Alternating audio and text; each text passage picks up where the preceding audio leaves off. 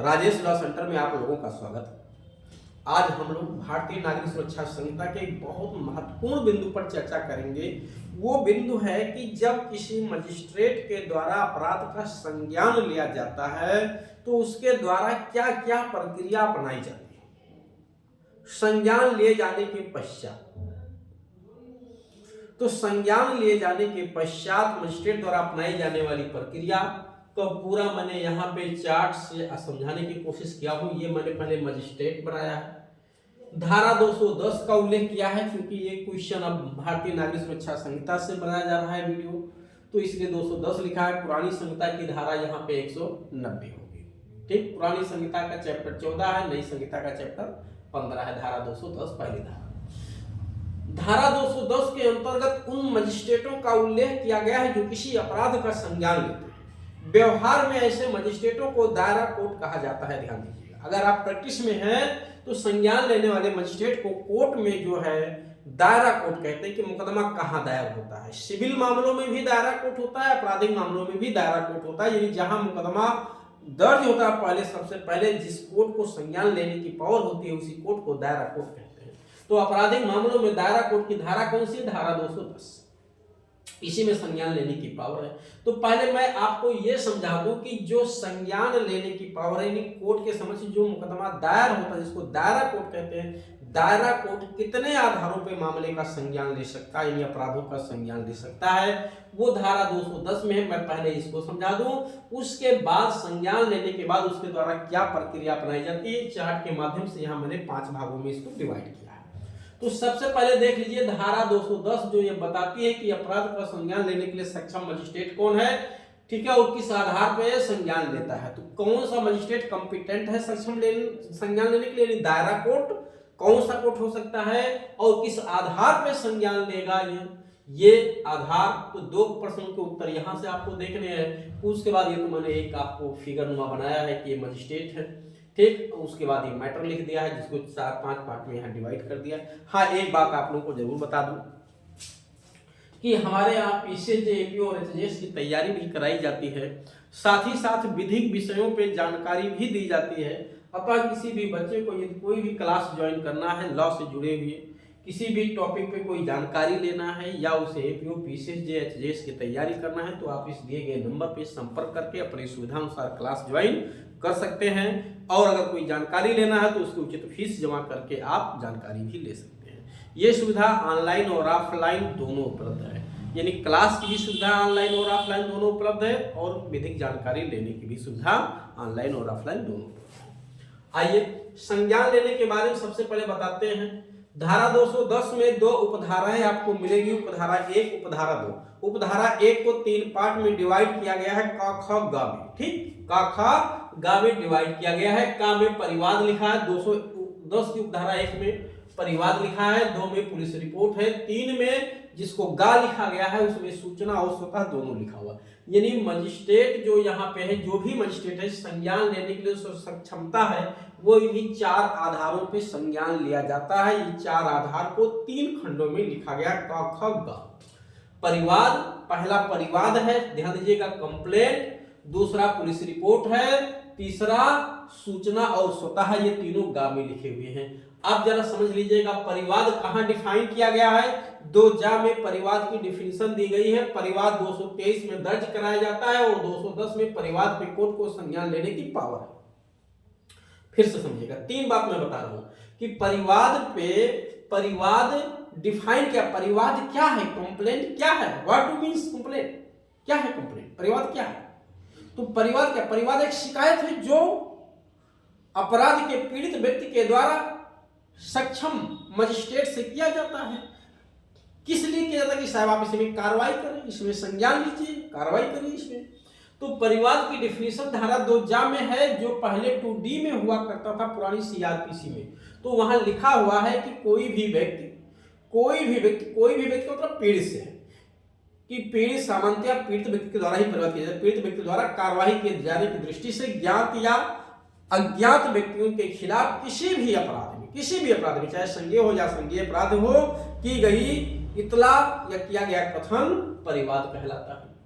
परिवाद में एक एक्सप्लेनेशन है, ध्यान दीजिएगा। अगर आसंज्ञेय अपराध में पुलिस अधिकारी पुलिस रिपोर्ट बना के कोर्ट में पेश करता है तो वो पुलिस रिपोर्ट नहीं कहलाती है, वो कंप्लेंट ट्रीट होगा और पुलिस अधिकारी कंप्लेनेंट कहलाएगा। ठीक, वो एक्सप्लेनेशन कहता है इसका। परिवाद 2 जा में डिफाइन है। परिवाद दर्ज कहाँ कराया जाता है? 223 में परिवाद दर्ज होता है, ध्यान दीजिएगा। जो कंप्लेंट हम कराते हैं 223 में कराते हैं। और परिवाद पे कोर्ट को संज्ञान लेने की पावर कहां से मिलती है? 210 कि परिवाद पे कोर्ट संज्ञान ले सकता है। परिवाद दर्ज कहां होगा? 223 में। परिवाद है क्या? 2 जा में डिफाइन किया गया है। ठीक, तो परिवाद पे कोर्ट संज्ञान ले सकता है। उसके बाद पुलिस रिपोर्ट पे भी कोर्ट संज्ञान ले सकता है। अब पुलिस रिपोर्ट कहां है? पुलिस रिपोर्ट कहां बनाई जाती है? पुलिस रिपोर्ट कहां डिफाइन है? तो 2 नामे, धारा 2 नामे बीएनएसएस के पुलिस रिपोर्ट को डिफाइन किया गया, जहां कोई परिभाषा नहीं दी गई। वो सीधे सीधे धारा 193 की उपधारा 3 को रिफर कर देता है। किसको? धारा 193 की उपधारा 3 को रिफर कर देता है कि पुलिस रिपोर्ट से तात्पर्य धारा 193 की उपधारा 3 के अंतर्गत पेश की गई रिपोर्ट से है। पुलिस रिपोर्ट पेश कहां की जाती है? कोर्ट में। कोर्ट में जो पुलिस रिपोर्ट पेश की जाती है वो धारा 193 की उपधारा 3 से पेश की जाती है कोर्ट में, ध्यान दीजिएगा। पहले धारा 173 2 हुआ करती थी, अब 193 3 हो गई। उसके बाद कोर्ट, जब पुलिस रिपोर्ट कोर्ट में पेश की जाएगी तब भी कोर्ट संज्ञान लेगा। पुलिस रिपोर्ट पे भी संज्ञान लेगा, परिवाद पे संज्ञान लेगा। सूचना अगर पुलिस को कहीं से भी कोर्ट को कहीं से भी सूचना मिल गई, कौन सा कोर्ट अभी बताएंगे, कहीं से भी सूचना मिल गई है, सूचना पुलिस अधिकारी द्वारा नहीं दी जानी चाहिए, ध्यान दीजिएगा। पुलिस अधिकारी ये सूचना नहीं दे सकता। पुलिस अधिकारी से भिन्न व्यक्ति द्वारा अगर सूचना दी गई है तो कोर्ट उस सूचना पे भी संज्ञान ले सकता है। यह स्वतः अगर कोर्ट को जानकारी हो गई न्यूज़पेपर पढ़ने से, टेलीविजन देखने से या अन्यथा, तो कोर्ट स्वतः भी डायरेक्ट भी संज्ञान ले सकता है। अब ये सूचना पे अगर पुलिस अधिकारी ने दिया है तो कोर्ट क्यों नहीं संज्ञान ले सकता? क्योंकि सूचना मिलने पे पुलिस अधिकारी की खुद जिम्मेदारी होती है कि अगर वो संज्ञेय अपराध की है तो एफआईआर लॉन्च करे 173(1) में, अगर वो आसंज्ञेय अपराध है तो 174(1) में एनसीआर दर्ज करे और पीड़ित को मजिस्ट्रेट के समक्ष निर्देशित करे डायरेक्शन इशू कराने के लिए, जिससे वो इन्वेस्टिगेशन आगे कर सके। ठीक, तो ये आपने देख लिया। अब प्रश्न यहाँ पे कुछ बातें मैं और बता दूं कि जो कंप्लेंट, पुलिस रिपोर्ट और सूचना और स्वतः ही 4 आधार आपको दिखाई दे रहे हैं। अगर इन आधारों पे जो संज्ञान लिया जाता है, चलिए ठीक है, पहले मैं बता दूं संज्ञान कौन लेगा। तो जनरली संज्ञान लेने की पावर फर्स्ट क्लास मजिस्ट्रेट को दिया गया, ध्यान दीजिएगा। इस अपराध का संज्ञान कौन लेगा? यानी प्रत्येक मामले का कंप्लेंट, जनरल नियम ये है अकॉर्डिंग टू बीएनएसएस कि प्रत्येक ऑफेंस का जो कंप्लेंट होगा वो कहां होगा? फर्स्ट क्लास मजिस्ट्रेट क्या होगा, यानी इस दायरा कोर्ट कौन होगा? प्रथम वर्ग मजिस्ट्रेट। पुलिस रिपोर्ट जितने भी अपराधों की चार्जशीट आएगी, चाहे वो मर्डर हो, रेप हो, डकैती हो, लूट हो, मारपीट हो, गाली गलौज हो, धमकी हो, कुछ भी हो, हर अपराधों की जिसमें भी चार्जशीट बन के आएगी वो किसके यहाँ आएगी? फर्स्ट क्लास मजिस्ट्रेट के यहाँ, क्योंकि वही दायरा कोर्ट है। और सूचना या स्वतः पे संज्ञान कौन लेगा? फर्स्ट क्लास मजिस्ट्रेट लेगा, क्योंकि उसी को दायरा के संज्ञान लेने के लिए सक्षम किया गया है। दूसरा, सीजीएम को पावर दिया गया कि सीजीएम चाहे तो द्वितीय वर्ग मजिस्ट्रेट को भी संज्ञान लेने के लिए सक्षम बना सकता है। लेकिन सत्य यह है कि द्वितीय वर्ग मजिस्ट्रेट को संज्ञान लेने के लिए सीजीएम केवल उन्हीं अपराधों में सक्षम कर सकता है, ऑथराइज कर सकता है जिन अपराधों का जांच और विचारण वो द्वितीय वर्ग मजिस्ट्रेट करने के लिए प्राधिकृत है। जिन अपराधों का जांच और विचारण द्वितीय वर्ग मजिस्ट्रेट नहीं कर सकता, उन अपराधों का संज्ञान लेने के लिए सीजीएम उसे ऑथराइज भी नहीं कर सकता। लेकिन फर्स्ट क्लास मजिस्ट्रेट उन सभी अपराधों का जांच और वो संज्ञान ले सकता है जिसका वो चाहे जांच विचारण करने के लिए सक्षम हो चाहे सक्षम ना हो, क्योंकि उसको ये पावर विधायिका ने दिया है। अब प्रश्न यहाँ पे ये है कि जो संज्ञान लेने के लिए सक्षमता की पावर दी गई है, संज्ञान लेने के लिए सक्षमता की पावर यहाँ पे दी गई है, व्यवहार में आप जब अदालत में जाएंगे तो संज्ञान लेने का मतलब है कि दायरा कोर्ट कौन सा है, कहां मुकदमा दायर होता है क्रिमिनल, तो दायरा कोर्ट में व्यवहार में आप देखेंगे सीजीएम साहब के यहाँ होता है, प्रथम वर्ग मजिस्ट्रेट के यहाँ होता नहीं। अब आप कहोगे साहब हम तो बुक में पढ़े थे प्रथम वर्ग मजिस्ट्रेट और सीजीएम ने द्वितीय वर्ग मजिस्ट्रेट को प्राधिकृत किया तो द्वितीय वर्ग मजिस्ट्रेट के यहाँ होगा, लेकिन व्यवहार में तो सीजीएम साहब संज्ञान ले रहे हैं, कोई बात नहीं है। सीजीएम साहब क्या होते हैं कि प्रथम वर्ग मजिस्ट्रेट से प्रमोटेड होते हैं, वो प्रमोट होकर के वहां पे आते हैं, इस नाते सीजीएम साहब बॉस होते हैं द्वितीय प्रथम वर्ग मजिस्ट्रेट के।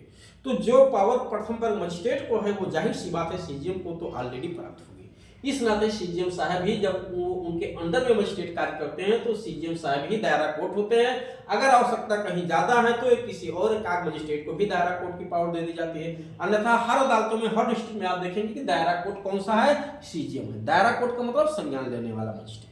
व्यवहार में आप थ्योरी में पढ़ेंगे तो आपको प्रथम वर्ग मजिस्ट्रेट और द्वितीय वर्ग मजिस्ट्रेट मिलेगा जब सीजीएम द्वारा प्राधिकृत किया गया हो उन अपराधों में जिसका जांच और विचारण करने के लिए सक्षम। ठीक, दूसरी बात समझिएगा कि ये परिवाद या पुलिस रिपोर्ट या सूचना या स्वतः पे जो मजिस्ट्रेट को संज्ञान लेने की पावर दी गई है, अगर ये गुड फेथ में सद्भावपूर्वक, यानी सद्भावपूर्वक भूलवश, तथ्य की भूल में अपने को सद्भावपूर्वक ये समझते हुए कि हम भूल में नहीं, हमें पावर है संज्ञान लेने की, और संज्ञान लेने तो इसका प्रभाव क्या होगा। अगर संज्ञान भूलवश मजिस्ट्रेट ने ले लिया जिसको जुरिडिक्शन नहीं था उस मामले का संज्ञान लेने की, चाहे परिवाद हो या पुलिस रिपोर्ट हो, तो कार्रवाई दूषित तो नहीं मानी जाती है। ध्यान दीजिएगा, परिवाद और पुलिस रिपोर्ट पे कार्रवाई दूषित नहीं मानी जाती है, और जब दूषित नहीं है तो उसका कोई भी फर्क नहीं पड़ेगा। ठीक, ये कहां लिखा हुआ है, धारा 506 पढ़ लीजिएगा। धारा 506 के जो है अंगा क्लाज में आपको शायद ही मिल जाएगा, 506 में ही आपको ये मिल जाएगा। और सूचना या स्वतः अगर मजिस्ट्रेट ने संज्ञान ले लिया, सूचना या स्वतः पर अगर संज्ञान ले लिया जिसमें उसको जुरिडिक्शन नहीं था, अधिकारिता नहीं थी, गलती से ले लिया भूलवश, तो कार्रवाई दूषित हो जाएगी। ध्यान दीजिएगा, ये धारा 200 और 507 में लिखा मिलेगा। 507 का शायद टाकलाज होगा, देख लीजिएगा वहां पे। तो इन दो आधारों पर अगर कोर्ट ने संज्ञान ले लिया, सद्भाव में, तथ्य की भूल में, जहां जुरिडिक्शन का अभाव था, तो कार्रवाई दूषित तो नहीं मानी जाती है। लेकिन यहां अगर संज्ञान ले लिया इन दोनों आधारों पे, तो ये ग क्लाज है ना, 210 एक ग, ये दूषित हो जाएगी कार्रवाई। अगर इस आधार पे जानबूझ के अधिकारिता नहीं थी, संज्ञान ले लिया, तो ये भी दूषित हो जाएगी। अगर जानबूझ के ले लिया, जब पता था कि हमारा जुरिडिक्शन है फिर भी संज्ञान ले लिया, तब तो दूषित हो जाएगी। जब गुड फेथ में संज्ञान ले भूल में, तब इस आधार पे दूषित नहीं मानी जाएगी, परिवाद और पुलिस रिपोर्ट पे। लेकिन इस पे तो हमेशा दूषित मानी जाएगी, चाहे आप सद्भाव में हो या सद्भाव में। तो कुल मिलाकर के मजिस्ट्रेट ने संज्ञान लिया, चाहे परिवाद पे चाहे पुलिस रिपोर्ट पे। परिवाद किसी भी अपराध में दर्ज करा सकता है, चाहे वो संज्ञेय हो चाहे असंज्ञेय हो। पुलिस रिपोर्ट केवल संज्ञेय अपराधों में आती है, ध्यान दीजिएगा। तो परिवाद पे या पुलिस रिपोर्ट पे जब मजिस्ट्रेट संज्ञान लेता, कौन, फर्स्ट क्लास मजिस्ट्रेट। ठीक है, व्यवहार में सीजीएम साहब आपको मिलेंगे कोर्टों में। दायरा कोर्ट संज्ञान लेगा किस अपराध का, चाहे मर्डर हो, रेप हो, चोरी हो, छीनैती हो, डकैती हो, रंगदारी हो, कुछ भी हो, सारे अपराधों का संज्ञान कौन लेगा, फर्स्ट क्लास मजिस्ट्रेट लेगा। जब तक कहीं स्पेशली प्रोविजन ना दिया गया हो, सेशन कोर्ट की पावर ना दी गई हो। अगर सेशन कोर्ट को पावर दे दी गई है तब सेशन कोर्ट भी संज्ञान ले सकता है। धारा 213 में सेशन कोर्ट को पावर दिया गया है संज्ञान लेने की। धारा 210 में मजिस्ट्रेट को पावर दिया गया है, 213 में सेशन कोर्ट को पावर दिया गया है कि सेशन कोर्ट भी संज्ञान ले सकता है। इस संहिता में या अन्यथा कहीं को बंधित किया गया है, या अगर उसे सुपुर्द किया गया है तब संज्ञान लेगा। सेशन कोर्ट संज्ञान तब लेता है जब उसको सुपुर्द किया जाता है, धारा 232 या 400 वो 362 में, तब सेशन कोर्ट भी संज्ञान लेता है। खैर छोड़िए उसको। मजिस्ट्रेट संज्ञान ले लिया, तो संज्ञान लेने के बाद अब उसके द्वारा क्या प्रक्रिया अपनाई जाती है, हम लोग उस पे चलते हैं। यहां देखिए मैंने 5 पार्ट में इसको डिवाइड किया। हाँ, मैं एक बात और बता दूं कि सेशन कोर्ट को भी संज्ञान लेने की पावर है, लेकिन सामान्यतया सेशन कोर्ट को संज्ञान लेने से मना किया गया है। सेशन कोर्ट तब संज्ञान ले सकता है, सीधे सीधे धारा 213 में लिखा हुआ है कि सत्र न्यायालय इस संहिता में या तत्समय प्रवृत्त किसी अन्य विधि में जैसा उपबंधित है उसके सिवाय किसी भी अपराध का संज्ञान तब तक नहीं करेगा जब तक उसे मामला सुपुर्द न किया जाए। सुपुर्द किया जाता है 232 में या धारा 362 में। इन दो धाराओं में उसे सुपुर्द किया जाता है, जिसका उल्लेख यहाँ मैंने किया है, अभी मैं इसको समझाऊंगा। ठीक है, 232 कहाँ गया, ये 232 362 का उल्लेख है, जिसका मैं जिक्र अभी करूंगा आप लोगों को। ठीक है, आप जरा समझिए। और अगर सुपुर्द कर दिया गया है तब उससे संज्ञान लेता है सेशन कोर्ट। तो अगर आपसे क्वेश्चन पूछा जाए सेशन कोर्ट को संज्ञान लेने से डायरेक्ट मना कहां किया गया, तो 213। सेशन कोर्ट को संज्ञान लेने की छूट कहां दी गई, वो भी 213। ये दोनों प्रश्नों का उत्तर 213 में ही है। चलिए, अब कोर्ट ने कुल मिलाकर संज्ञान ले लिया। संज्ञान लेने के बाद 5 तरह से कोई एक या अधिक प्रोसीडिंग अपनाई जाती है। हाँ, एक से अधिक भी अक्सर अपनाई ही जाती है। इसमें आप ये मत देखिएगा कि कोई एक प्रोसीडिंग अपनाएगा, ऐसा कुछ नहीं है। एक से अधिक प्रोसीडिंग एक साथ अपनाई जाती है, बट ये मैं अलग अलग आपको दिखाने की कोशिश किया हूं कि कोर्ट क्या क्या प्रक्रिया अपनाता है। अब इसको समझने के लिए धारा 207 में ही 227 में लिखा हुआ कि अपराध का संज्ञान लेने के पश्चात मजिस्ट्रेट द्वारा आदेशिका का जारी किया जाना। सबसे पहले क्या किया जाता है? आदेशिका का जारी किया जाना। अगली पार्टी को तो बुलाया जाएगा, आरोपी को तो बुलाएंगे कि नहीं बुलाएंगे? तो आरोपी को बुलाए जाने के लिए आदेशिका जारी की जाती है, ध्यान दीजिएगा। और आदेशिका में क्या जारी की जाएगी? समन या गिरफ्तारी वारंट या उद्घोषणा या कुर्की, ये तब स्टेप बाय स्टेप है। ठीक, तो सबसे पहले सामान्य नियम क्या है कि यदि यहाँ आदेशिका जारी किया जाना, आदेशिका 227 में जारी होती है, 228 में पर्सनल अपीयरेंस से छूट है। ठीक है, फर्स्ट टाइम और ड्यूरिंग प्रोसीडिंग जो छूट दी जाती है पर्सनल अपीयरेंस जिसमें हाजिरी माफी लगाई जाती है, वो धारा 355 से है, जो पुरानी धारा 317 हुआ करती थी। तो 227, 228, 229 स्पेशल समन जारी किया जाना, और 90 जो व्यक्ति हाजिर है अदालत में, अगर हाजिर है तो उसके लिए कोई आदेशिका नहीं जारी की जाएगी, धारा 90। तो आदेशिका का जारी किया जाना जब जरूरत पड़ेगी बुलाने के लिए, तो खुद हाजिर है तो कोई बात नहीं, छूट दे दिया गया है तो कोई बात नहीं। अभी इसको मैं फिर से एक बार समझाऊंगा। पार्टी को बुलाने के लिए, आरोपी को बुलाने के लिए आदेशिकाओं का जारी किया जाना। ठीक, आदेशिका मतलब पार्टी जब तक आएगी, एक पार्टी तो आ गई है, परिवाद दर्ज हुआ तो पीड़ित आया हुआ है, पुलिस रिपोर्ट दर्ज हुई तो भी अभियोजन आया हुआ है, यानी पीड़ित पक्ष। ठीक, जो अपराध के पीड़ित पक्ष होते हैं, ध्यान दीजिएगा, जो अपराध में व्यथित व्यक्ति होता है, जिसके साथ अपराध होता है, उसको अगर प्राइवेट केस है तो कंप्लेनेंट कहते हैं, गवर्नमेंट केस है तो उसे अभियोजन कहते हैं। प्राइवेट केस है तो कंप्लेनेंट कहते हैं, यानी परिवादी कहते हैं, और अगर गवर्नमेंट केस है यानी सरकारी केस है, यानी चार्जशीट पे, पुलिस रिपोर्ट पे कोर्ट ने संज्ञान लिया है तो पीड़ित को अभियोजन कहते हैं, और परिवाद पर कोर्ट ने संज्ञान लिया है तो पीड़ित को हम परिवादी कहते हैं। और संज्ञान चाहे इस पे लिया हो चाहे इस पे लिया हो, किसी भी आधार पे लिया हो, आरोपी को हमेशा अभियुक्त कहते हैं। तो अभियोजन बनाम अभियुक्त, तो अगर ये गवर्नमेंट केस है इसको गवर्नमेंट केस कहते हैं परिवाद पे, यानी यहाँ पीड़ित अभियोजन होता है तो यहाँ केस लिखा जाता है सरकार बनाम आरोपी, आरोपी का नाम लिखा सरकार बनाम आरोपी। अगर कोर्ट ने संज्ञान परिवाद पे लिया है तो यहाँ पीड़ित बनाम आरोपी लिखा जाता है, पीड़ित का नाम लिखा जाएगा, इधर आरोपी का नाम लिखा जाएगा। चलिए, तो जब कोर्ट ने संज्ञान ले लिया तो पीड़ित तो उसके पास आएगा ही, आरोपी नहीं आया है। आरोपी को बुलाने के लिए इधर आदेशिका जारी होती है, यानी सर्वप्रथम समन जारी होता है। समन केस है तो वारंट केस है तो वारंट इशू होगा, या कुछ दशाओं में समन भी इशू होता है, अभी इसको मैं समझाऊंगा अलग से।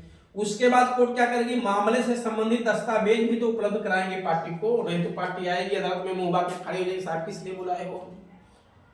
तो साहब को बताना पड़ेगा इसीलिए बुलाया हूं, तो कहेगा हमको मौका दीजिए सर, अब घर जा रहे हैं, तैयारी करके आएंगे अपना पक्ष रखने के लिए।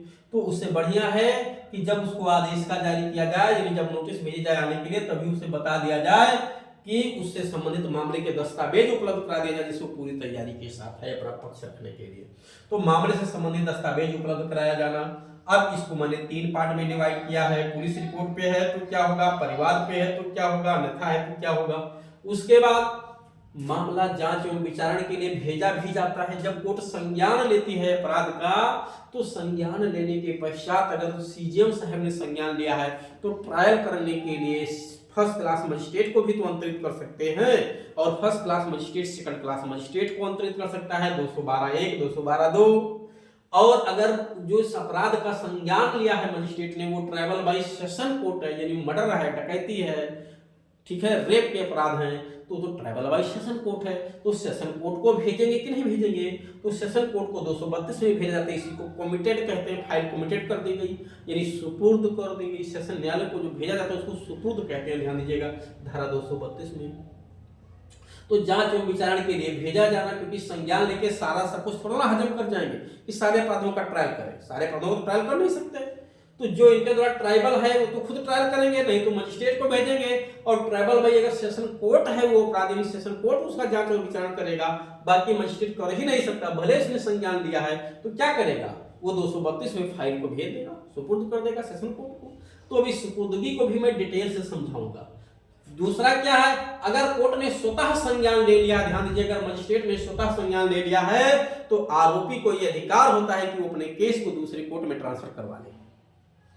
अगर मजिस्ट्रेट ने स्वतः संज्ञान ले लिया तो आरोपी को यह अधिकार होता है कि सीजीएम के यहाँ एप्लीकेशन देकर के अपने केस को दूसरे कोर्ट में ट्रांसफर करवा ले।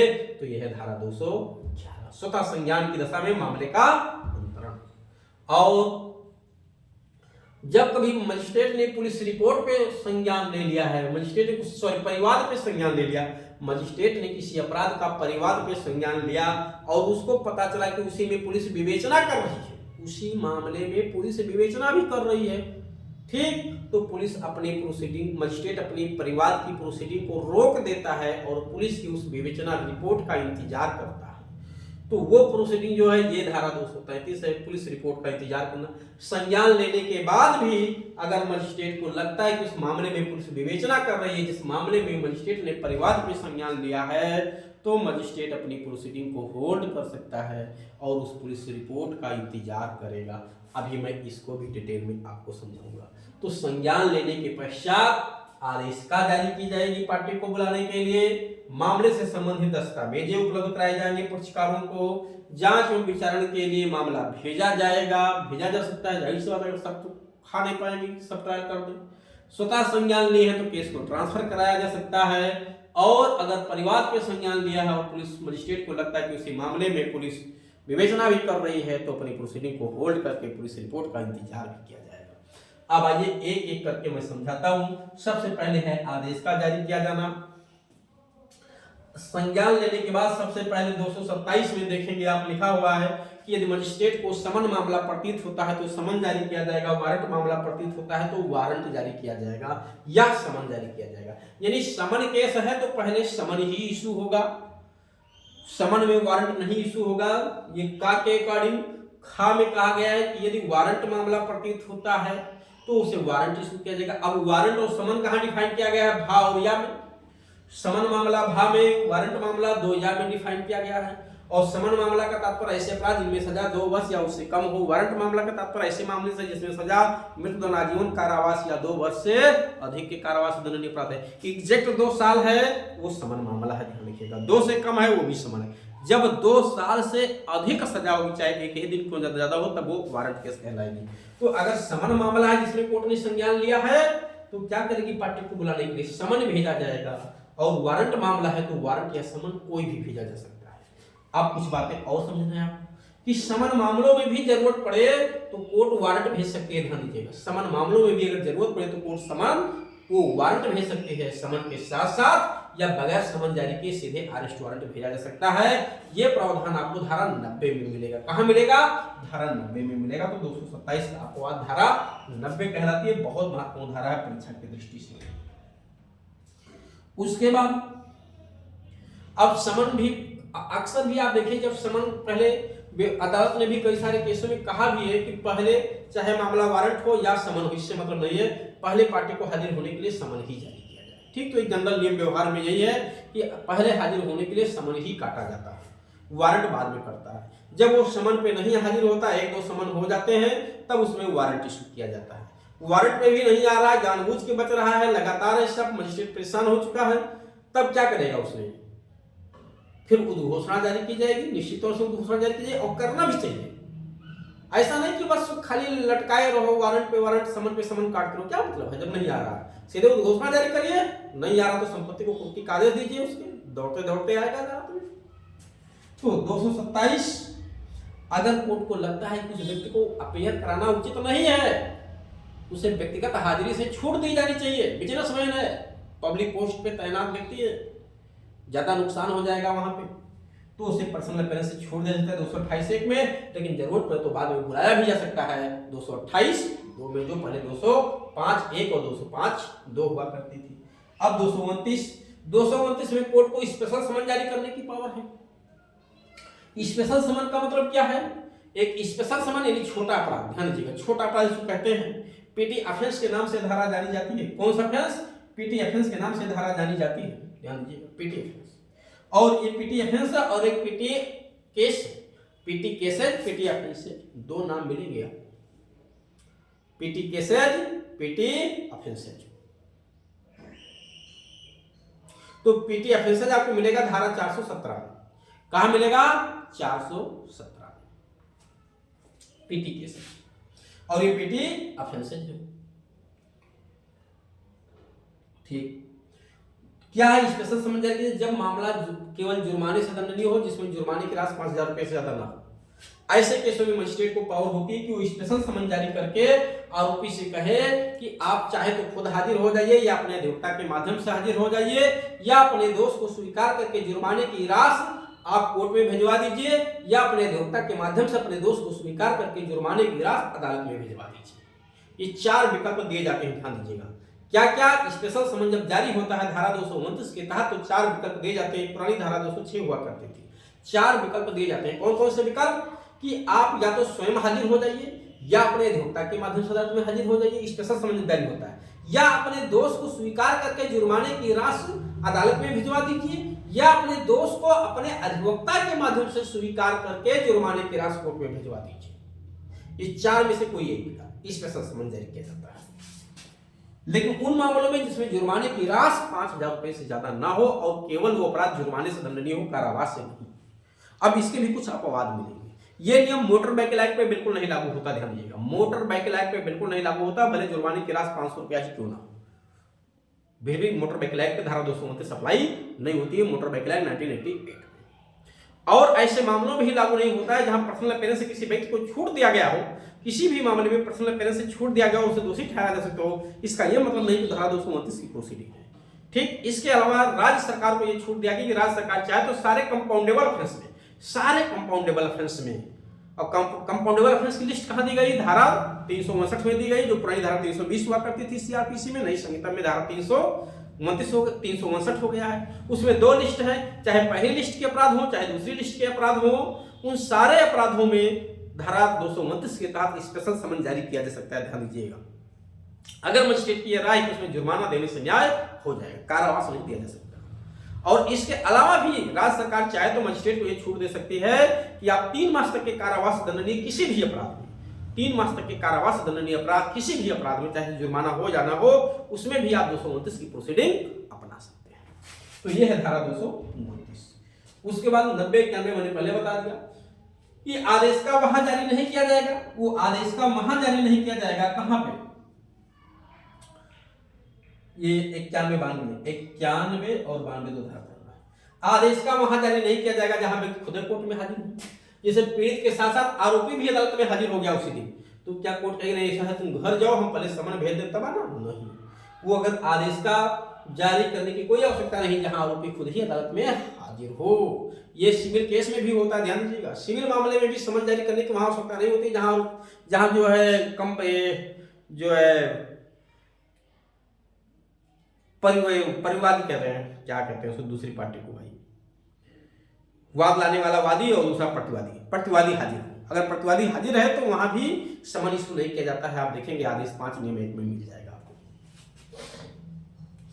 तो अगर आरोपी हाजिर है तो कोई आदेश का नहीं जारी की जाएगी। हाँ, उससे सिक्योरिटी भरवा ली जाएगी अगले दिन अदालत में हाजिर होने के लिए। और अगर अगले दिन नहीं हाजिर हुआ सिक्योरिटी भरने के बाद भी, तो उसको अरेस्ट वारंट इशू करके अरेस्ट कराया जा सकेगा। ये धारा 291 और 92 में दिया गया है। ठीक, अब मामले से संबंधित दस्तावेजों का उपलब्ध कराया जाना। मामले से संबंधित दस्तावेजों का उपलब्ध कराया जाना। भाई आदेश का जारी किया जाएगा तो ये दस्तावेज भी तो उपलब्ध करा दिए जाएंगे, उसी साथ साथ आदेश के साथ ही भेजवा दिए जाते हैं, बट व्यवहार में भेजा ओजा नहीं जाता है, ध्यान दीजिएगा। कोई कॉपी, चाहे FIR की कॉपी हो, पुलिस के समक्ष बयान हो, कोर्ट के समक्ष बयान हो, ठीक है, कोई भी कॉपी समन के साथ भेजी ओजी नहीं जाती है व्यवहार में, जबकि भेजने का प्रावधान है। लेकिन उसी में एक लाइन में छूट दे दिया गया है कि जहां भेजना पॉसिबल ना हो, भारी भरकम है, आसानी से उसको भेजना संभव ना हो, वहां कह दिया जाएगा कि आप कोर्ट में आके निरीक्षण कर लो। यही नियम वर्तमान में एक सामान्य नियम हो गया और हर मामलों में निरीक्षण करने की छूट दी जाती है अदालत में आकर के। अभियुक्त निरीक्षण कर ले या उसका अधिवक्ता, लेकिन कोई कॉपी मुहैया कराई नहीं जाती है, जबकि मुहैया कराए जाने का प्रावधान 230, 227, 3 और 231 में किया गया है। देखते हैं इसको। मामले से संबंधित दस्तावेजों उपलब्ध कराया जाना। अगर पुलिस रिपोर्ट में मामला संसित है, यानी पुलिस रिपोर्ट पे अगर कोर्ट ने संज्ञान लिया है, तो जब आदेश का जारी होगी तो आदेश का जारी करने के साथ साथ उस पुलिस रिपोर्ट पे जब कोर्ट ने संज्ञान लिया, चाहे वो ट्राइबल बाई सेशन कोर्ट हो चाहे ट्राइबल बाई मजिस्ट्रेट हो, ध्यान दीजिएगा, चाहे ट्राइबल बाई सेशन कोर्ट हो चाहे ट्राइबल बाई मजिस्ट्रेट हो, आदेश का जारी करने के साथ साथ उसमें FIR की कॉपी, किसकी कॉपी? FIR की कॉपी, यानी 173 की कॉपी होगी। उसके बाद पुलिस के समक्ष जो बयान होता है धारा 180 की कॉपी होगी, 180(3) की कॉपी। ठीक, मजिस्ट्रेट के समक्ष जो बयान होता है अगर हुआ है तो धारा 183 की कॉपी, तो धारा 173 की कॉपी, 173 की कॉपी, 183 की कॉपी, 180(3) की कॉपी और चार्जशीट की कॉपी। चार्जशीट की कॉपी कौन सी? चार्जशीट की जो कॉपी है 193(3) की कॉपी, 193(3) की कॉपी और 193(6) की कॉपी। और उस मामले से संबंधित कोई और भी दस्तावेज उद्धरण वगैरह पेश किया गया तो वो सारे डॉक्यूमेंट्स आरोपी को समन के साथ साथ भेजने का प्रावधान है, बट भेजा नहीं जाता है। व्यवहार में अदालतों में आप देखेंगे भेजा वजह कुछ नहीं जाता है। क्या किया जाता है? छूट दे जाता है, आगे आप वहां निरीक्षण कर लीजिएगा। ये भी छूट है प्रोविजन, इसीलिए छूट दे जाता है। 230 में आप पढ़ेंगे। तो क्या क्या भेजा जा रहा है, कौन कौन सी कॉपी भेजी जा रही है, ध्यान दीजिएगा। 173 एक की कॉपी यानी एफआईआर की कॉपी, 180(3) का बयान जो पुलिस के समक्ष होता है, 183 जो मजिस्ट्रेट के समक्ष बयान होता है, 193 जो चार्जशीट है, चार्जशीट की कॉपी, 193(3), 193(6) जो अन्य दस्तावेजों से संबंधित उद्धरण पेश किए जाते हैं वो सब हो गए 193(6). ये सारे डॉक्यूमेंट्स उपलब्ध करा दिए जाते हैं जब पुलिस रिपोर्ट पे कोर्ट संज्ञान लेती है, तब चाहे अपराध ट्राइबल बाई सेशन कोर्ट हो चाहे ट्राइबल बाई मजिस्ट्रेट हो, ये सब उपलब्ध कराए जाते हैं। ठीक, अब अगर ये ट्राइबल बाई कंप्लेंट पे कोर्ट ने संज्ञान लिया है तब, अगर कोर्ट ने कंप्लेंट पे संज्ञान लिया है तब कहां उपलब्ध कराया जाएगा? अगर कोर्ट ने कंप्लेंट पे संज्ञान लिया तो धारा 227 की धारा 3 में उपलब्ध कराया जाता है। ध्यान दीजिएगा, मामले से संबंधित दस्तावेजों की कॉपी धारा 227(3) में उपलब्ध कराया जाता है। और कंप्लेंट पे संज्ञान लिया तो क्या क्या उपलब्ध कराया जाएगा? कंप्लेंट पे संज्ञान लिया है तो धारा 223 के अधीन कंप्लेंट के तहत जो बयान लिया गया कंप्लेनेंट और उसके साक्षी की यदि कोई है तो, और धारा 223 की कॉपी, 225 की कॉपी, ये सब उपलब्ध कराया जाएगा कि नहीं उपलब्ध कराया जाएगा? ये भी उपलब्ध कराया जाएगा। और यदि उसमें 180 का बयान पुलिस के सामने हुआ है तो वो मजिस्ट्रेट के सामने बयान हुआ 183 का, तो ये भी कॉपी उपलब्ध करा दी जाती है। अगर वहीं पे लिखा हुआ है कि ऐसे अपराध का संज्ञान जो ट्राइबल बाई सेशन कोर्ट है लेकिन पुलिस रिपोर्ट से भिन्न आधार पर मजिस्ट्रेट ने लिया, पुलिस रिपोर्ट से भिन्न आधार पर लेकिन परिवाद पे लिया होगा, सूचना या सूता पे लिया होगा, तो क्या क्या कॉपी उपलब्ध रहेगी? अक्सर परिवाद पे, क्योंकि इन दोनों पे व्यवहार में कोई संज्ञान लिया नहीं जाता है। ठीक, परिवाद पे अगर कोर्ट ने संज्ञान लिया, जो अपराध ट्राइबल बाई सेशन कोर्ट है, संज्ञान मजिस्ट्रेट ने लिया यानी परिवाद मजिस्ट्रेट के यहाँ दर्ज हुआ है, ट्राइबल बाई सेशन कोर्ट है, तो क्या क्या कॉपी उपलब्ध कराई जाएगी? अब आप देखेंगे ये धारा 231 में लिखा हुआ मिलेगा, 231 में लिखा हुआ मिलेगा, धारा 223 की कॉपी, 225 की कॉपी। अगर उस मामले में 180 का बयान हुआ है तो 180(3) की कॉपी, और यदि मजिस्ट्रेट के समक्ष कोई बयान दर्ज हुआ तो 183 की कॉपी भी उपलब्ध कराई जाती है। तो ये आपने समझ लिया, पुलिस रिपोर्ट पे संज्ञान लिया गया है या परिवार पे संज्ञान लिया गया है, या वो पुलिस रिपोर्ट से भिन्न आधार पे संज्ञान लिया गया जो ट्राइबल बाई सेशन कोर्ट है, तो क्या क्या दस्तावेज उपलब्ध कराए जाते हैं। ठीक, जब तक दस्तावेज की सूची नहीं फाइल कर दी जाएगी आदेश का जारी नहीं होगी। यहाँ साफ साफ 227(3) में लिखा हुआ, ध्यान दीजिएगा। अगर दस्तावेज की सूची नहीं दी जाती है तो आदेश का जारी नहीं होगी। यहां तक खारिज भी किया जा सकता है कंप्लेंट के खारिजी का भी आधार होता है।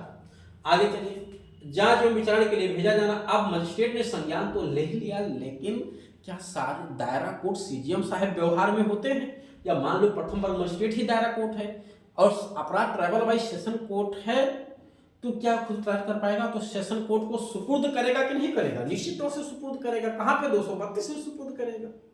और ट्राइबल बाई मजिस्ट्रेट है, जैसे सीजीएम ने संज्ञान लिया है, लेकिन मामला बहुत ज्यादा होते जा रहा, तो सीजीएम साहब कितना ट्रायल करेंगे? तो क्या करेंगे? वो 212(1) में, धारा 212(1) में सीजीएम साहब प्रथम वर्ग मजिस्ट्रेट को ट्रायल करने के लिए भेज देंगे, और प्रथम वर्ग चाहे तो उसी में से कुछ सेकंड क्लास मजिस्ट्रेट को ट्रायल करने के लिए भेज दे। 212(2), तो 212(1), 212(2) दोनों एक दूसरे को भेज सकते हैं, ट्रायल करने के लिए, और जो भेजे हैं उसको वापस भी मंगा सकते हैं। ध्यान दीजिएगा, 212(1) या 212(2) में जो मामला ट्रांसफर किया जाता है ट्रायल करने के लिए सीजीएम द्वारा या प्रथम वर्ग मजिस्ट्रेट द्वारा, द्वितीय को सीजीएम द्वारा प्रथम को, सीजीएम द्वारा प्रथम वर्ग द्वारा द्वितीय को, 212(1), 212(2) में उसको वापस भी मंगाया जा सकता है। उसे वापस भी मंगाया जा सकता है। ध्यान दीजिएगा, ऐसा नहीं कि वापस नहीं मंगाया जा सकता, उसे वापस भी मंगा सकते हैं।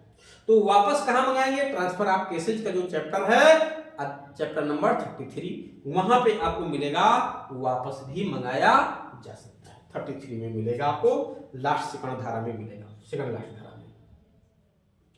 चलिए, अब अगर वो ट्राइबल वाइज सेशन कोर्ट है तो सेशन कोर्ट को पहली बार सुपुर्द, जैसे क्या हुआ, मजिस्ट्रेट ने संज्ञान दिया और उसने देखा कि यार ये तो ट्राइबल वाइज सेशन कोर्ट है, मर्डर का चार्जशीट है, तो सेशन कोर्ट को सुपुर्द कर देगा सीधे, कहां? 232 में।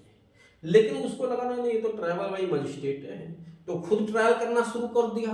अब बाद में पता चला कि अरे ये तो ट्राइबल वाइज सेशन कोर्ट है, तब क्या करोगे? अगर ट्राइबल वाइज सेशन कोर्ट है, बाद में पता चला जब आपने उसमें जांच और विचारण शुरू कर दी एज अ मजिस्ट्रेट, तब फिर भेज देंगे हम सेशन कोर्ट को, कहां? 362 में भेजेंगे, तब 232 में नहीं भेजा जाएगा। फर्स्ट टाइम 232 में भेजा जाता है, सेकंड टाइम 362 में भेजा जाता है, ध्यान दीजिएगा। और अगर गलती से भेज दिया ऐसा मामला जहां सेशन कोर्ट ने देखा कि अरे ये तो जांच और विचारण मेरे द्वारा किया जाना ठीक नहीं है, तो मजिस्ट्रेट द्वारा किया जाना चाहिए, तो सेशन कोर्ट फिर वापस भेज देगा 251 का में, 251 का में भेज देगा वापस।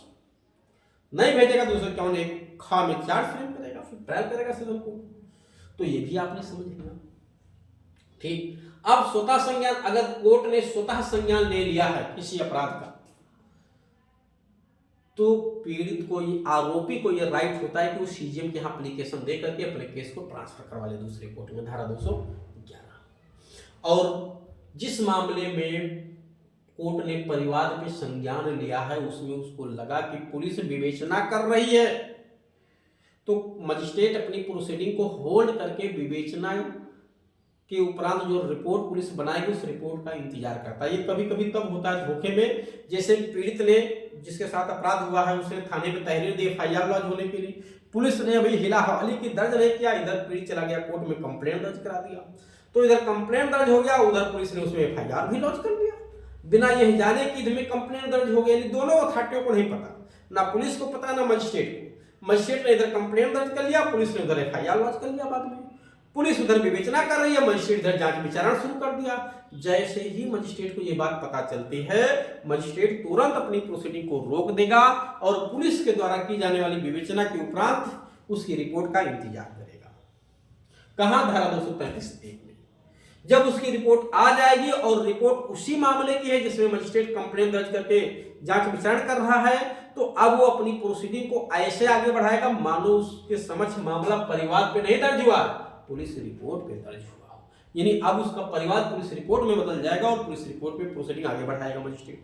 लेकिन उसको पता चला कि पुलिस ने जो इसमें रिपोर्ट पेश की है इन्वेस्टिगेशन के उपरांत, ये तो वो मामला नहीं है जिसमें वो परिवार दर्ज करके मजिस्ट्रेट कार्रवाई कर रहा है, दोनों अलग अलग मामले हैं। तो मजिस्ट्रेट अपनी प्रोसीडिंग को जो होल्ड कर दिया था 231(1) में, उस प्रोसीडिंग को रीस्टार्ट करेगा 231(3) में। तो ये धारा 233 233 में बार बार बोलूंगा, 233(1) में प्रोसीडिंग को होल्ड करना, 2 में उस विवेचक की रिपोर्ट आने पे प्रक्रिया पुलिस परिवाद वाली पुलिस रिपोर्ट जैसी अपनाई जाना, और अगर दोनों प्रक्रियाएं अलग अलग हो, यानी विवेचना अलग मामला का है, उस मामले का नहीं है जिसमें परिवाद दर्ज हुआ है, तो 233(3) में अपनी रोकी गई प्रोसीडिंग को कंप्लेंट वाली फिर से स्टार्ट करेगा। तो उम्मीद है कि ये पूरा का पूरा आप लोगों को समझ में आया होगा कि अपराध का संज्ञान लेने के पश्चात मजिस्ट्रेट द्वारा क्या क्या प्रक्रिया